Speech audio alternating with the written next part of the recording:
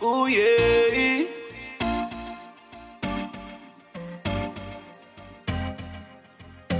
Ooh yeah. Na na na na na na na na na na na na. Hey yo. Hi, how you doing? I'm well, thank you. How are you? I'm good. You know, I call you EL. Is it EL or L? Because I take notice of the dots and the punctuation and stuff like that.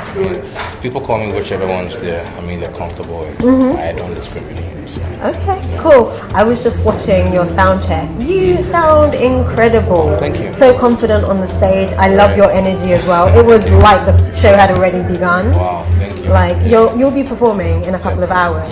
Do you ever get nervous before you go on stage? I actually count on it. Really? I hope for it. Yeah. The thing is, you get less and less nervous the more you perform, especially if your performances go well, which I've been blessed to happen a lot. But I actually hope that I do get not nervous. I don't call it nerves. I call it anxiety. Okay. You know, you wanna. It's just like it's fuel. So I use that a lot. Okay. Yeah. Are you going to place your songs in a specific order because you know which ones the fans will respond to more, like, to get them hyped up? Yeah, it always depends on the crowd that you're going to face and the audience you're going to perform for. So a few hours ago, I was sitting in my hotel room thinking, okay, this is a different crowd, you know, outside of, like, I haven't done a show here in a really long time. So I had to look at that and then plan the whole thing in my head. Okay, but you're ready. I can tell. I can see it in your eyes. Oh, you're ready for really? it, right? Yeah. Oh, really? You can't? I didn't know my eyes could say that much. But yeah. Cool. You have a degree in economics, right? In political science. And political science. So why didn't you choose that path? Why is music the right path for you? It's my passion. You know, I did uni to expand my horizons, to open my eyes to a different level of reasoning and analysis and stuff like that. But I'm using that to further my passion. Wonderful. Just because you study a certain topic or a certain course in university doesn't mean that's what you're gonna pursue for the rest of your life. True. It gives you skills to do other things. Great. Yeah. Do you think that Obumo, did I pronounce it correctly, right? It's close enough. Obumo propelled you to the top of the hip-hop chart in Ghana, internationally. Incredible song, by the way. Yeah, Obumo, it did its share. Actually, Obumo, I didn't plan to promote Obumo. Obumo was just like, okay, let's just test the audience with something and see how they like it. If they do, then we drop the real songs. But that song was a classic, and it did propel me to a lot of, not hip hop, I wouldn't say hip hop charts, but the African Afrobeat scene was very welcoming of that song. Okay. So, it did good.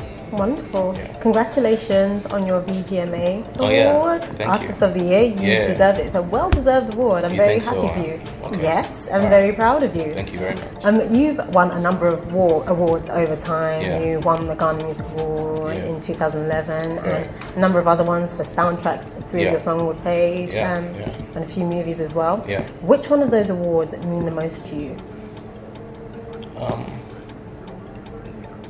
Right now, at this point, I'd say the Artist of the Year award is something that's taken me to places I never thought I'd go.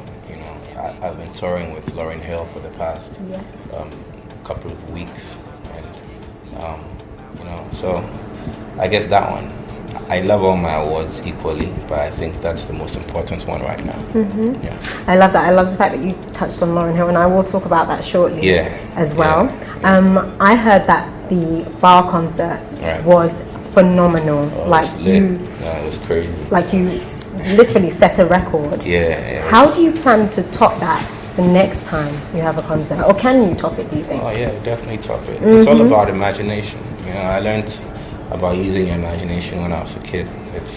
It's the only means by which you can open doors that you never thought were there. It's just by thinking it into reality, you know. And I do a lot of thinking. I do a lot of soul searching, and I do a lot of research as to how to make sure that not just me, but the whole team, we stay relevant.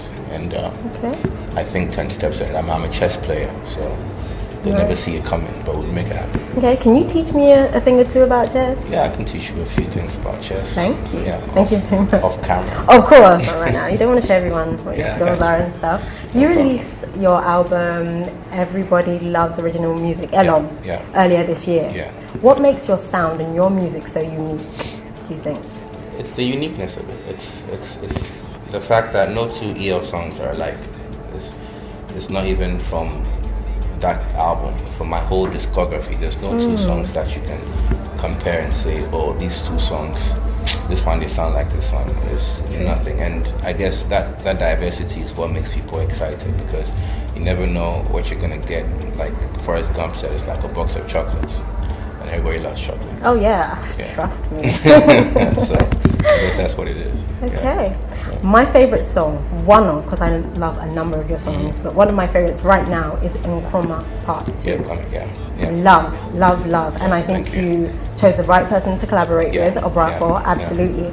Lines that I paid particular attention to was when you thank your mum and dad, because obviously they're responsible for raising you into the man that you are. You said that they bragged to their friends about you as well and made them jealous and stuff like that. How important was it to you to make them proud? My dad gets free stuff all the time now. Oh yeah? Like, he walks into a shop and it's like, oh, that's El's dad. And start giving him free shit. So he's happy about that. But I mean, I'm always proud of the people who molded me.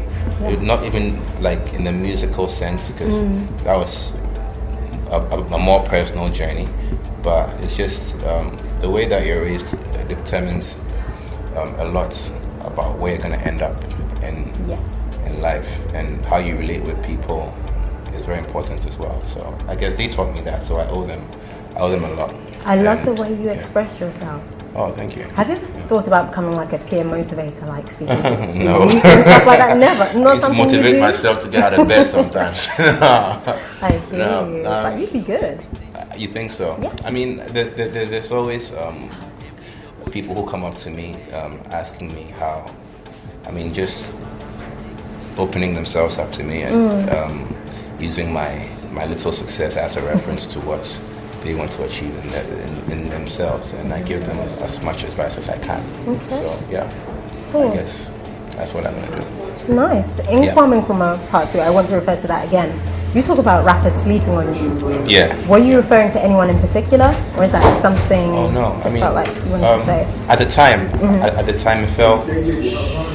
it felt that way at the time. Like I felt like I deserved a lot more than what I was getting, but I guess at the end of the day, we all get what we deserve in the end. So when you're making music, you express how you feel in the moment, and in the moment, that's how I felt. Okay. You performed at Lauryn Hill's concert. It's Miss Lauryn Hill Calling Diaspora concert. Diaspora Calling, How did you feel? Because this is probably a woman that you listened to growing up. Definitely. When you first got the call or you received the email, were you like, is this a joke? Like, is it April? What's happening here? Exactly. I didn't believe it in the beginning. It's sort of like happened very gradually. So every step that was presented to me, closer to that happening, was like, okay, let's see if the next step works. And it's all just was like clockwork. It happened, and before I knew it, I was performing at my show in New York, and Lauryn Hill is in the crowd, and I'm like, wow, it's a dream, because like you said, when I was in Legon, before that, I used to listen to Lauryn Hill, and it was a far-off dream for me. And being in that close proximity with her was literally a dream come true. Beautiful. Previously, you've said that you don't believe the government do enough to support Afrobeat artists or hip-hop artists in Ghana. Artists in general. Yeah. What do you think they need to do to support musicians more? I think it's a whole topic that needs to be discussed, and needless to say, we need infrastructure. We need more consideration for artists. There's a lot of things that need to be put in place to make that happen. It's a whole discussion, and I think first of all, the biggest problem is changing the mentality of not just Ghanaians but Africans as a whole. And once we're able to jump over that hurdle, the rest is going to click in place. I think the number one problem is the African psyche, the mentality, and that's a big challenge. Yeah. But on a more personal level, it's not about what other people are going to do, it's about what I'm going to do as an individual. And come next year, I'm going to start taking steps to make sure that we can contribute to the growth of the music industry. Wonderful. Yeah. I'm glad to hear that. I think that if you ever did have a meeting with President-elect Nayoka Oware, you'd be the best person to chair that meeting. Oh, you think so? Oh yeah, for sure. Call me. I can be your right-hand man or something, you know? Let's talk about it. Now, everyone, well, most people have a lot of faith in themselves. Yeah. Did you ever envision that this would be you today, performing at the Indigo O2 with Lauryn Hill? Did you ever think that you would make it this far? Yeah, I'm a strategist. I'm a person who says a lot of things about myself and where I want to be, and I usually wake up in the morning thinking about how to get there. So I wouldn't say I thought about being at the O2 sitting down here specifically, but it's all in the path of where I want to get to ultimately. I have to do all these things to get there. So I know I'm going to do the O2, I'm going to do the bigger venue, I'm going to do Madison Square, I'm going to do all that, but there's a bigger goal at the end of the tunnel. So this is all just clicks in place. Wonderful. Yeah, thank you so much for your time. I appreciate you, and I wish you all the best with your performance. Before you go, however, I want to give you a gift. Because on the show we always bless our guests with gifts, and we just want to say we appreciate you. Thank you this so is for much. you. It's a late Christmas present, early New Year's present. Yes, definitely. And I wish you all the best. Keep thriving, keep succeeding. Thank you very much. Thank you. After the show, oh yeah, we'll pop this open. For sure. All right. Thank you. Thank you. Thank you.